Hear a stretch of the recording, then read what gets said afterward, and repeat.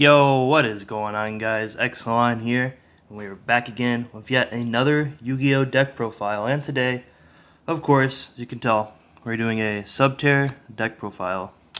So let's go on straight to the main deck. And yeah, by the way, this is one of my favorite decks of all time. I enjoy this deck a lot, and I think it's really good this format. And obviously, Eldritch is the new trap deck, which we will be having a profile on this channel soon, so look out for that. But I think this is like the second best trap deck. I think this deck is better than Ultrageist. My opinion, obviously, and I'll get into my reasons why. First off, we obviously play 3 Subterra Guru, Heart Soul of the deck. Searches all the Subterra cards we need, flip-flops, it can book stuff, it can be quick effect if you have another Subterra monster on the field. It's an insane card, it's amazing, and Heart and Soul, like I said. Then we were playing 3 Fiendus. Fiendus is like our literal walking judgment. You can negate stuff by flipping a Subterra we control. And also, whenever this card's on the field, you can target a Subterra card you control, flip it down, and then special summon a Subterra from your graveyard or hand and face up or face down defense, which is insane. Lets you have a lot of plays where if you only have this and you have like Guru in the graveyard, you can get Guru back. It's really nice. Has a lot of cool applications you can do, and I love this card. This card, like, I feel like if one of these cards weren't here, this deck wouldn't be good. Like, that's the reason why no one's playing this before Guru, because Guru literally searches this out, and that's insane. Moving on to the one of Subterras, we play 1 Nemesis Archer. This card's insane as well. Whenever you control another Subterra monster, and she attacks a face down monster your opponent controls, just shuffles it into the deck. You don't flip it up or anything, just shuffles it right in the deck. It's really good. Whenever this card is destroyed by a battle or card effect, she can special summon a Subterra directly from your deck and face up or face down defense position, which is insane. You can get a Mastrix out if you need it. Like, you can get Guru if you need it. So many cool things. I love this card. And speaking of a Mastrix, we play with Mastrix. We call him Whiskers around here, though. He's got little whiskers. Fun fact for you guys. He can book himself, and whenever he's flipped up, he banishes a monster on the field he does target. But he is insane. He outs so many awesome things, like you book their monsters, and then you book your monsters of Guru, and then you can special this out from your hand, flip it down, then flip back up a city or the final battle, and then you can banish the card that you set, and then you just attack for 2k. It's pretty nice. That's it for the Subterras. I think that is a perfect ratio. I don't think you should play any more, any less. Yeah, that's just my opinion, though. Moving on to the last monsters, we play 3 Ash Blossom. This is our only monster hand trap in the deck. I think this card is the best hand trap right now. It stops so many things. It stops Shaddoll Fusion. It stops all the Eldritch cards. I can special out him from the deck. Just insane. And it's good against an Emancipator too. This card is just really good. It's been the best hand trap for a long time for a reason. Moving on to spells, we got 3 Pot of Extravagance. Yep, I know it's getting a reprint, so you guys can play this deck soon with me. But we got it for now, and it literally says draw 2 in this deck. And yeah, I feel like you just have to play this. Now the next one, I've never played 3 of this card until recently, because I think this deck lacks consistency sometimes. Like, you can break a lot. Like, every once in a while you just break, and you just can't do anything. You just set back row and hope you don't die. So I'm playing 3 Pot of Duality, just to stop the clunkiness of the deck, and just see City more, see your Subterra monsters more. And it's been working out insanely well online. Obviously, we can't play in real life right now, unless you got some friends around you, but stay safe, everybody, social distancing. But this card, it's been performing really well online.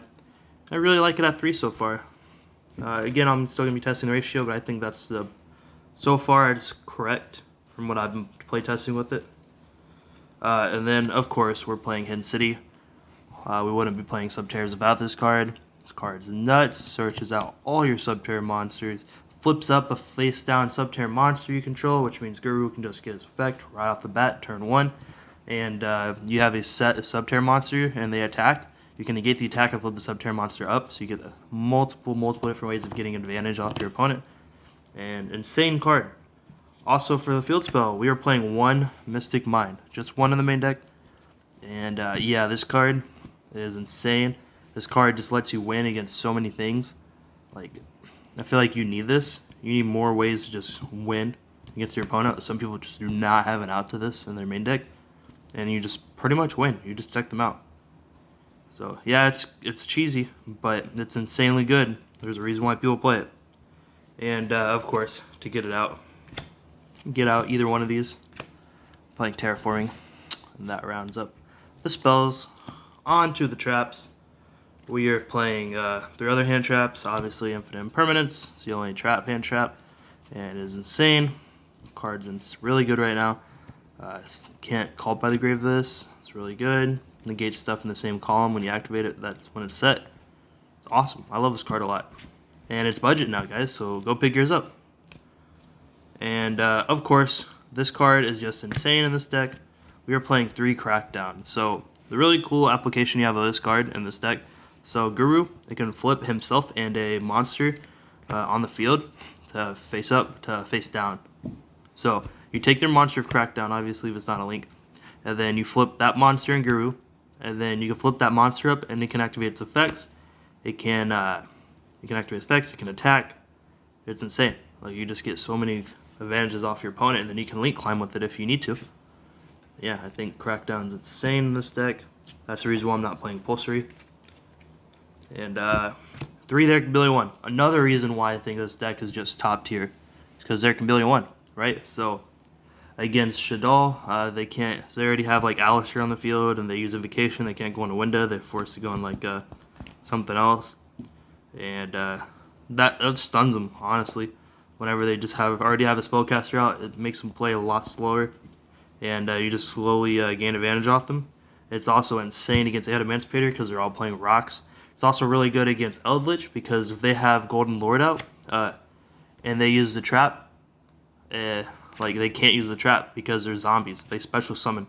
So like if they already have Golden Lord, their traps are just dead in their back row, which is insane. This card is awesome. Yeah, this card has just insane potential, and no other deck can play it, honestly. Like, it stops Zodiac. They don't have an out to it. Like, I don't know if that deck's going to be technically relevant because we haven't had like insane big events. Like, it stops dinosaurs too. But yeah, we're also playing 3 Solemn Judgment. We play as technically 6 Solemn Judgment because we're playing Fiendus. Fiendus is a walking Solemn Judgment. Doesn't destroy though, sadly. But we are also playing 3 Solemn Strike. This card's insane going second because your opponent puts up boards. Let's say you metaverse him on turn 3 whenever you went second, and they're like, oh, negate with, I don't know, Savage or the Emancipator Raptite or the other one, the water one. Then you can just chain strike, and if they don't have a counter trap, Mystic Mind goes through, and you just win. This card's good. I usually side this card out for going second because it doesn't do anything going second. It's bad, in my opinion, going second. I see some people side it just for that reason. But I still made it because we're going to go first, obviously. We want to have as much win cards as we possibly can with the deck. And then we are playing 2 Final Battle. Some people play this at 3. Some people also play Cave Clash. I don't like Cave Clash, personally. This card at 2 is perfectly fine. It's not a once per turn, by the way. You can use both of them in the same turn. But like, I feel like once you already have one established, you're just winning the game after that. So I feel like more than 2, like if you play 3, I feel like it's bricky. If you open this and like no Subterra, eh. And then, like I said earlier, Metaverse is the same card. It's, it gets your Pin City, activates your Mystic Mind directly from deck. Awesome card, just more consistency. And on to the extra deck. Obviously, Guru doesn't really use their extra deck, let's be real. So we were playing hella super poly targets. We were playing 3 Starving Venom. We were playing 2 Dragostapelia. This is for Shaddoll. This is for whatever. You never know. Like, we don't need the extra deck, honestly. Playing 2 Mud Dragon for the rogue matchups and just like random things that this card's good for. Playing 2 Almarduke, just in case they set up a huge link board. Playing 1 Earth Golem at Ignister. We were playing 1 Violet Chimera. Why do I keep saying Starving Venom? This is for Salmon Grape. That's still a deck, which their chameleon one destroys Salmon Grape, by the way. And Winda, you can actually take their Dark Monster, their Kaliga, and their Winda, and make your own Winda, which is insane. So it happens, and then they just can't out this card, because, yeah, Winda's insane. And then for the links, we are playing one Link Karibo. The reason why I play Link Karibo, so the new Eldritch deck, they're going to be playing Inspector Border, typically on the side, or some people are even maining it. So what you do is you summon Phoenix, and you Link Karibo this. So technically you have a activation still, because you went to the extra monster zone, or you went from the extra deck, so you still get one activation. So you can still do some plays. Obviously it's not like the best thing, but again, like I said, the extra deck's really filler. You're mainly drawing 2. So Nightmare Phoenix, outs a lot of cards, really good, and Nightmare Unicorn, just to shuffle things back. I've made this a ton of times online.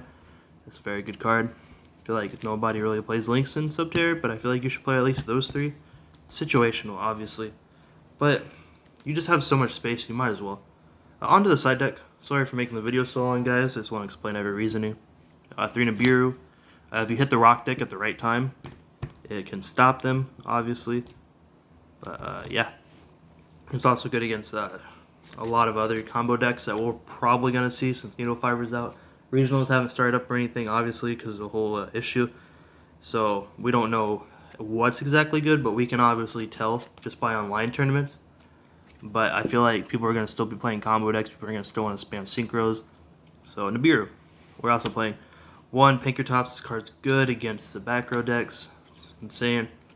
And speaking of the back row decks, we play 3 Cosmic Cyclone. The reason we are playing 3 Cosmic Cyclone is because you banish the Eldritch spells and traps. So they won't get any advantage off of them in the end phase by banishing them, because they're already banished. So yeah, I think that card's really good. And Orcus is about to be a thing whenever Eternity Code comes back, so they won't be able to Protective Ding whenever you do this. So yeah. Then 3 Super Poly, obviously. Super Poly is insane. Love this card. Like, it's a love-hate relationship, because a lot of the decks like do not care about Super Poly right now. But like, it's good for us. We like it. 3 Evenly Matched. Insane against the back row decks. Insane against Shaddoll Invoked as well. Typically they can't Macabre this because they don't have a trap. So yeah, it's also good for that. And 2 Heavy Storm Duster for the back row decks again. And yeah, that's the list, guys. If you guys have any suggestions or little comments you guys want to make, feel free to do that down below. I will look at all of them. I will take in consideration all your advice, your suggestions, everything. I always appreciate it whenever you guys do that. It makes me a better deck builder, because we work together as a team. That's what we're all here for. Get better at the game, and make awesome deck profiles and pack opening videos. But yeah, that's it, guys. Thank you guys so much for watching. Love you guys. Have a great, safe rest of the day. Make sure to wash your hands. Make sure to be social distancing. And yeah, let's get this thing over with so we can play the game we all love. Take it easy, guys.